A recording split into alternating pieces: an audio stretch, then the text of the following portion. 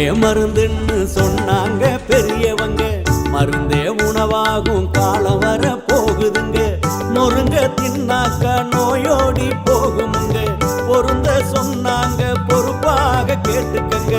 நீயும் நானும் இங்க 100 வருஷம் வாழணும்னா, நோய் நொடி இல்லாத தேகம் கொண்டு ஆளணும்னா, முன்னோர் சொன்னதையும் முறையா கேட்டுக்கணும். முதன்மை தேகம் ஒண்ணு தலையில போட்டுக்கணும். பாட்டி வைத்தியமும் நாட்டு சமையலும் நாக்க உற வைக்கும் வீட்டு கைமணம்.